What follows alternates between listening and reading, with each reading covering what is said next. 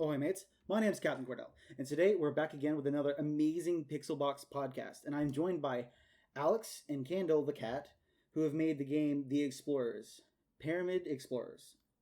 If you guys would like to go ahead and introduce Hello. yourself, I'd be more than happy to hear about that. Hi, I'm Candle. And I'm Alex. So you guys, And oh, go ahead. we make games. That's a statement. It doesn't get more straightforward than that. I can appreciate that. It's kind of like the Manco motto: "We make guns and get in fights." We think transparency is the best way to engage with an audience, and so we like to be straightforward. Well, yeah. We make video games. That's the best way you can do about it. Don't beat around the bush. No metaphors, no nothing. It's just like, yeah, what do? We make games. That's what we do. Yep. All we right. make games and have fun doing it. Hey, that's great. So I've got a set of questions right here. We're gonna start from number 1 and work our way down to 6. And the first question that I've got is: in any particular reason why you guys decided to create a game? Like, what was the deciding factor for this? Was it just I'm gonna make a game because I want to, or was there some other like reason for it? For this game I'll be specifically, honest. or for this game Sorry. specifically, or just starting game development in general? It could be any reason at all. It could be this game. It could be development in any reason. If one of you guys wants to take why you started this game, or another one wants to take why you wanted to do just in general, I'd be cool with that. I don't know Alex's thing, but my dad makes games, so I wanted to make games. Yeah. But I'm pretty terrible at it, so I'm the artist and Don't person and self-deprecate. idea person. Candle, I will not have self-deprecation in this household. Sorry. Oh yeah. But yeah, I've wanted to make games basically ever since I could remember. Even as a kid, before I knew, when I thought like video games were just some sort of magic box, I would still like make games out of like the wooden building blocks I had. Yeah. So it's something I've always wanted to do, and so I went to school for that. That's actually where me and Candle met, and we've been working on games together for about a little over a year now. Yeah. The Explorers specifically we made for a game jam called Kentucky Fried Pixels. Ooh, which is I actually know that game jam. My friends and I were thinking about participating, but we didn't have a product ready. In fact, we're really bad at wanting to do things and then not having anything ready. It's cool to hear that though. Yeah. Yeah, it's small, but it's I really like it because you get over a month to make a game pretty much, because it's really just anything you make that you want to put into it, you can. Yeah. And so that's why we made this for that jam, and also for the Kentucky State Fair, because they do a video game category every year, and we actually won it because we were the only entry. Hey, there's nothing wrong with winning by default, right? Yep. I mean, when you think about it this way, the only reason why Australia won the Winter Olympic Games, I believe it was, is because everyone in front of them fell down, and that's still a win. That's still a win in my book. I'd take it. But no, that's really cool. Yeah, and then the thing too with this game is it's actually a reimagining of the very first original game I made way back in 2012. Yeah. So it's kind of like we decided to make it. It was just an idea I pitched when we were talking about what game we wanted to make for Kentucky Fried Pixels, and we decided on that because that's something I've been thinking about doing for a while. The original game was, of course, me learning. At the time, I used Game Maker Studio. Yeah. And I just moved, or actually no, it was Game Maker 8 at the time, and then I switched over to Unity a couple years ago, and that's what we made this new version in. Now, I'd like to break away for a moment and just say that I can really appreciate the art style and the way that the Explorers looks. It really reminds me of the old arcade cabinet kind of games. The randomly generated dungeons, all the treasure everywhere, that sense of exploration. It's really cool, and it looks nice. It's very visually appealing. It sets itself apart from all the other games that I've seen, and that's one of the things that I love about indie games. You can go from hundreds of different developers and hundreds of different artists, and they all have their own interesting take about how their worlds look. And it's always so different, so vibrant, so inviting, and that's what keeps the indie game scene very fresh. And I just want to say, I really enjoy how it looks. It's it's cutesy, it's bright, it's vibrant, it draws me in, it makes me want to play more, and it's just great, and I really enjoy it. Thank you. And Yeah, I should say thanks, but Candle did the majority of the art, so direct all the thanks to them. well, it's incredible. Now, where'd you guys draw inspiration from? You said, Alex, that it was originally a game that you made in 2012. Yeah, that one was really just a matter of making my first game, and at the time most game maker tutorials for making your first game were like make a game where a character can move in 8 directions and collect items, Yeah. and that was all that game was. Mm-hmm. Well, it was still a game. It was Yep. it was something to start off with. Mm-hmm. Me myself, And then I added the roguelike shenanigans to it. And the actual dungeon design is taken slightly from the Binding of Isaac. yeah. Yeah, when we were brainstorming what stuff to add for the new version, Candle brought up the idea of wanting to make a roguelike, and I'm like, I don't know how to do that. What like how would we even do something like that? And they mentioned Binding of Isaac, so I bought Binding of Isaac specifically for research for this game, Yeah. and And then played immediately it got for a couple addicted. hours. Yeah, I got addicted to it. I've got like over 20 hours now, but I played it for. I actually played it more I have after. over 800 hours. Yeah, That's impressive. I'm not gonna lie. yeah, like we were playing co-op, and Candle just like knew absolutely everything, and I'm just like, how? Oh, wait a minute. See, yeah, I've been in situations like that before where my friends are just like, play this game with me. I'm like, sure, why not? And they're like, okay, we're gonna do all of this, and I'm like, man, I just learned how to walk. Give me a moment. Like, I'm just here for the ride. So the Binding of Isaac. That's yeah. I got a sense of that, and there's nothing wrong with that. Nothing at all. In fact, a lot of great games take inspiration from other great games, and it's really cool. I see it now. I didn't see it at first. It was probably because of the art style, mostly because the Binding of Isaac is so dark, so morbid, kind of dreary, and this is very light and vibrant. Even though it's an ancient tomb, it's an Egyptian crypt. It's still very bright. It gets darker though. Well, I haven't gone that far. Oh, okay. I've been dabbling in it for a video. I just haven't gone that far. Gotcha. Yeah, and then so I'm glad you mentioned the arcade aesthetic because that actually was a big inspiration on my end for like designing the game. How I like programmed in a lot of the graphics and mechanics and UI. I wanted to base it off of like old school like NES era arcade games where it's like, it has a single player and a co-op mode, but it just kind of goes on endlessly. Yeah. Well, it's really cool. So, how long did it take you to make this? So, of course, the first version of the game was completed in 2012. So, if you're going by that, 7 years. Um, Obviously, that isn't all. We didn't spend 7 years working on it, but so that original version was made in about. It was like a summer in 2012. Then this version we started at the beginning of July, released it August 7th, and I am currently still working on fixing bugs and adding in a few final just polished things. And then Candle's also going to add a few more pieces of art. I think we have like a 2 tutorial panels we wanted to add just because we got ideas for them. Yeah, we're going to add lore. Ooh, I love lore. Me too. There's a lot of things that I say whenever I do videos. There are like 5 things that go into making a great game, and you can't skip out on any one of these 5 things. And that's art, mechanics, the fluidity of how the game works, the lore behind it, and the music. These 5 things are what make indie games indie games.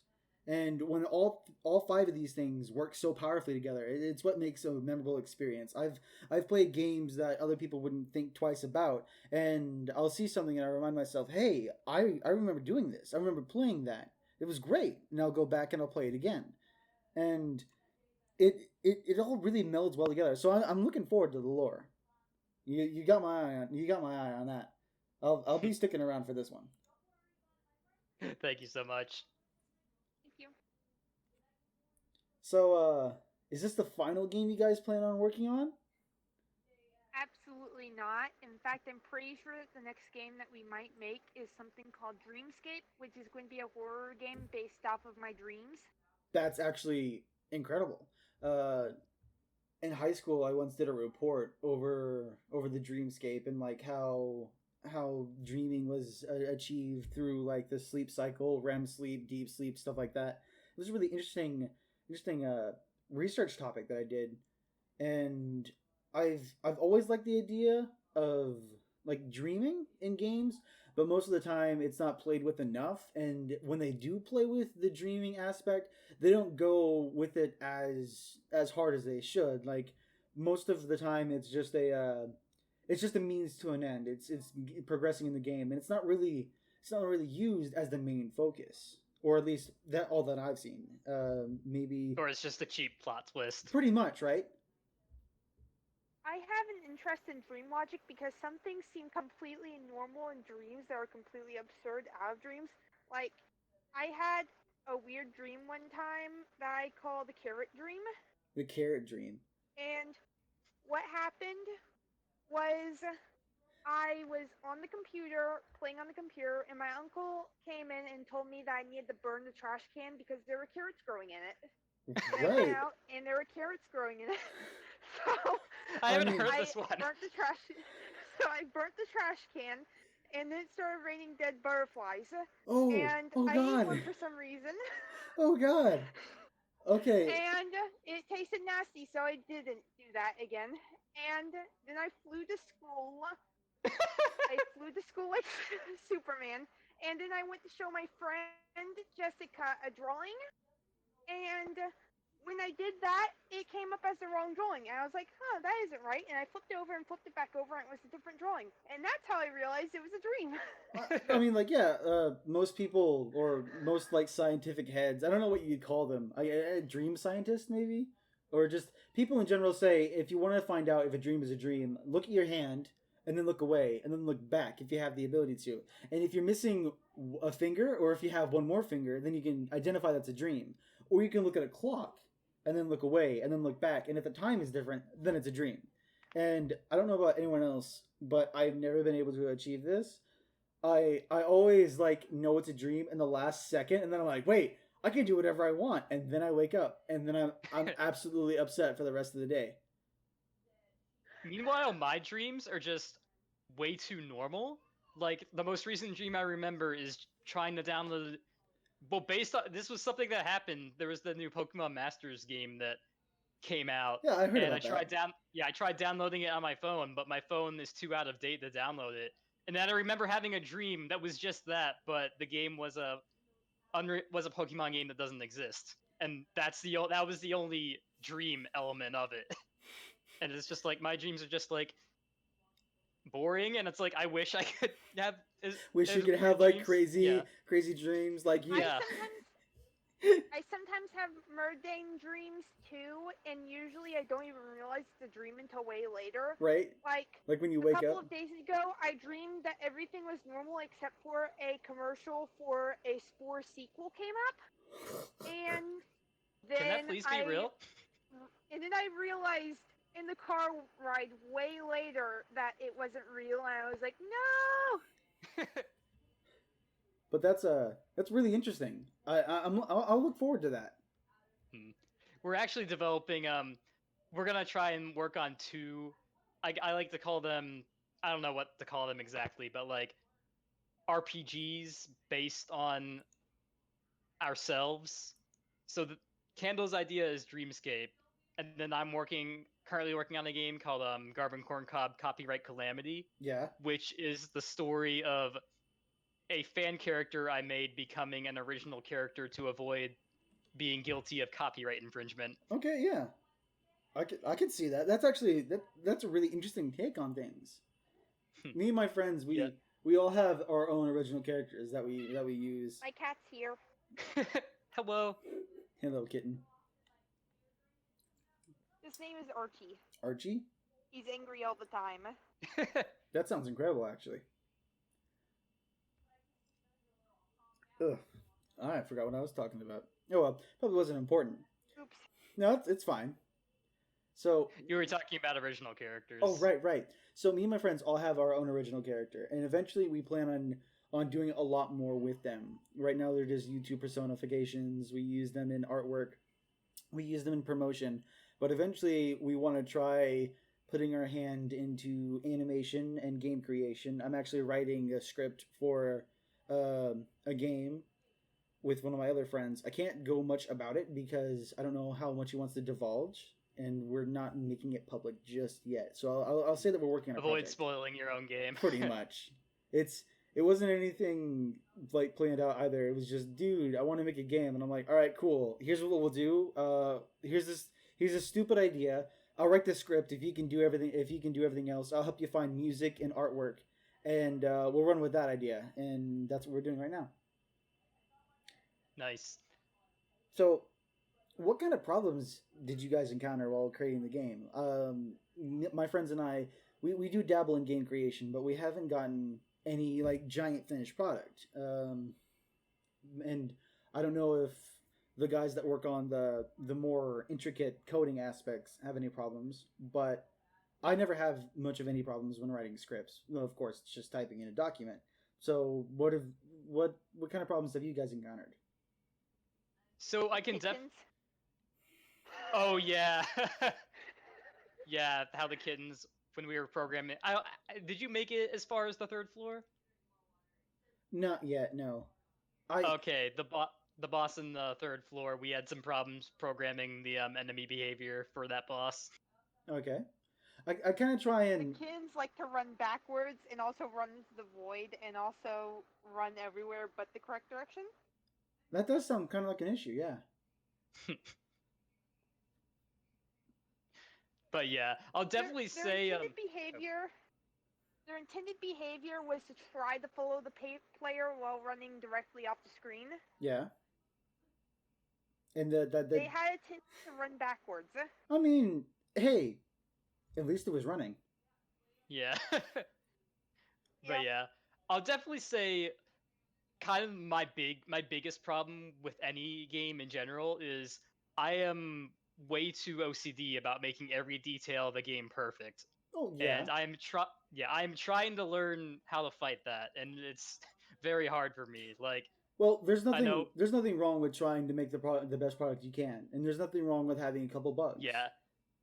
It's just a matter of knowing when to stop, when to like realize this is enough. Because technically, I could be working on this game until I die. Like, I could be always adding stuff, You improving could. it. Like if we're real about it, you could. But let's hope not. Yeah. Yeah, so that's always the biggest hurdle for me is deciding when enough is enough, and then making sure my perfectionism doesn't affect others, which I know we did have some issues with, like me finding a single stray pixel in one of Candle's sprites and just being like, "Hey, can you fix that?" And Candle's like, "Friend, stop." I can't even see it. No. Right? Like yeah, I can agree with that. It's sometimes it's just like I didn't notice it, but you noticed it. So what are the chances that someone else can notice it? And I can really relate to that, you know, wanting to strive for the best product that you can make. So I can agree with that. I can really dig that. And the last question I've got right here is who worked on what? Now I kind of got the sense that Alex worked a lot on coding and a lot of other stuff like that, and Candle worked on pixel art. Is there any more in depth there, or? Oh, it wasn't I pixel art. threw around ideas for lore. Yeah, that's a big aspect. And Yeah. I apologize. Normally it's just pixel art, so I've gotten accustomed to saying that. Gotcha. That actually was an art style we were considering.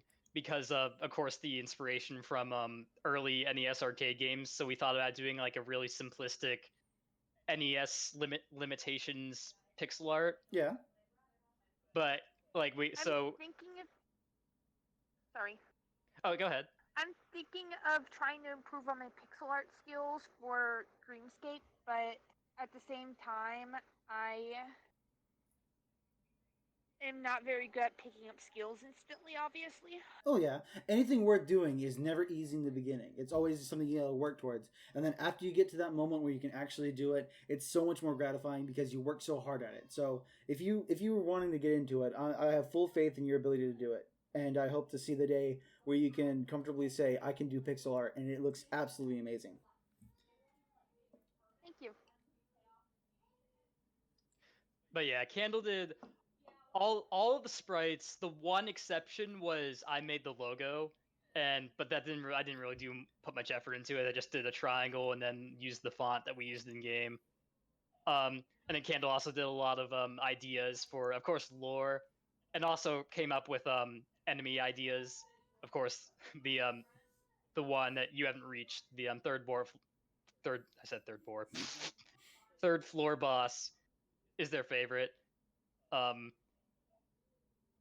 All right. Yeah, and then on my end, I did the programming. I started the Unity project, set up the Git page, and basically I did a lot of organizational stuff, programming. I did the animation, which wasn't really much because it was just kind of bouncing between keyframes. Yeah. Um, just like minimize the amount of frames Candle would have to draw. And then I did do a lot of the marketing for the game, which by marketing you of course saw me like posting it in Discord servers. Yeah. Trying to think what else. Yeah, so I mean small games. So I was on basically a business trip, so I couldn't. Well, that's fine. From what I've seen from the interview and from what I've seen from the game, you guys work pretty well together. Yep. Yes. That's really cool. Though I'm going to be honest with you, it's the first time that I've ever had two people in the same call for a podcast interview. I believe I've had 4, if I remember correctly. Maybe 5 if you want to count the last one I did with my friends about the recent TF2 bug, and that wasn't all that hard. But this is the first time I've ever had 2 indie devs in one call answering questions. So I really do appreciate that. And again, thank you. And that's all the questions that I had. You're welcome. And if you guys have any questions for me, I'd be more than happy to answer anything. So fire away. What started your interest in games? What started my interest in games? Well, originally, my parents didn't want me to be too big on games. They tell me lots of stories about how I got my first console. At one point, there was a really snobby kid who would brag about his game consoles and would tell my parents that I would never be able to get one. So out of spite, they got me a Game Boy and a couple Game Boy games. And then for Christmas one year, they got me a GameCube, and that's what really sparked my interest in gaming as like a hobby. And it wasn't until I got into middle school that I got interested in gaming as like a career path. And that's when I started watching YouTube and a lot of early YouTubers, when I started thinking like, this is an actual thing that I could do if I dedicated myself towards it. And now that I'm an adult in college, I have my college doctorate or my college degree in order to kind of rely on if my YouTube or if my gaming never reaches like the heights that I want it to. But what really got me into doing indie games was the necessary, or not necessary, the lack of recognition between the indie devs. I mean, you have all these amazing people working towards their goals, and they're making really great products, and they kind of get pushed around and shoved under rugs because they're not AAA titles, and they're not made by people that know certain people.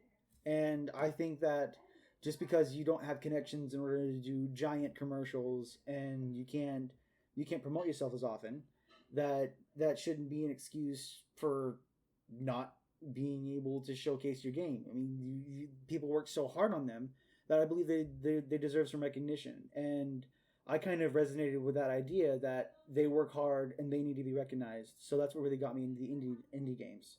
And since then, I've been playing indie games. I've been reviewing indie games, talking to indie devs, just kind of trying to bring this community together and construct this community around just indie games in general. So that's what kind of got me into gaming and into indie games and into indie reviews and stuff like that. Cool. Yeah. Anything else? I guess if I were... Oh, what? Oh, go ahead. If I were to ask a question, you mentioned you're in culinary school. Yes. What do you like to cook? This is completely unrelated to games. No, I'm just curious. No, it's fine. I said you guys can ask me anything. So originally I got interested in culinary because of my parents, my family. They were really strong on cooking as a family and as a group. And I was also inspired by TV shows like Chowder and Yes. and other shows where you just made things.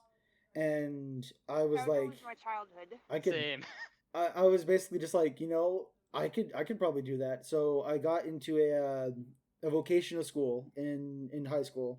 During my junior and senior year, I attended a VOTEC school, and that was my first 2 years in the service industry. I learned the basics, and I actually graduated my basics and my advanced in culinary.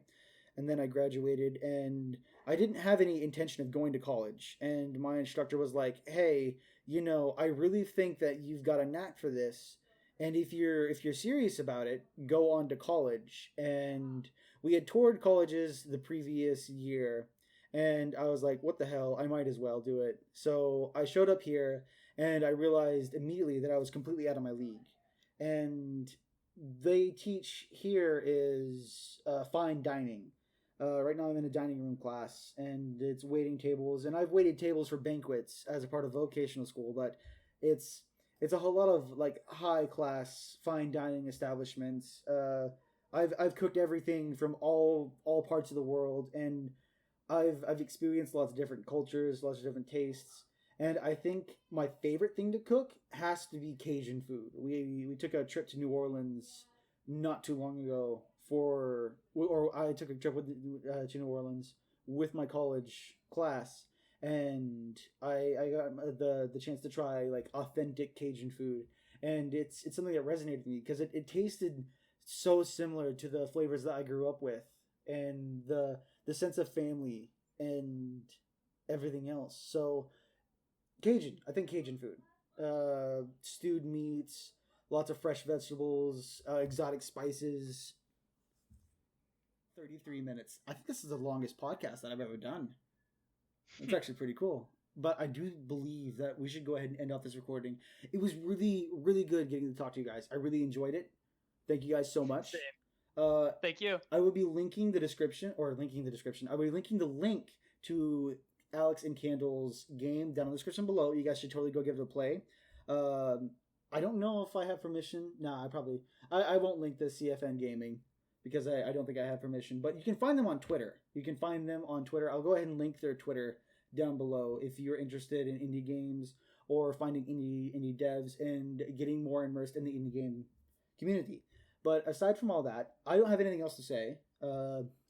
Kendall, Alex, any closing words? I don't have any closing words other than goodbye. That works. You take the moon. And you take the sun. You take everything. Wait, hold on, wait. Is like this copywritten? I can't play with copyright right now. Oh shoot. I hope it's not copyright. I don't know. Oh well. I mean, it's sung, so it's not like we're using the actual audio. If YouTube somehow thinks that this is the actual song, if then there's an issue here. Yeah. All right. Well, thank you guys so much, and as per usual, my name's Captain Cordell, and I'm shipping out.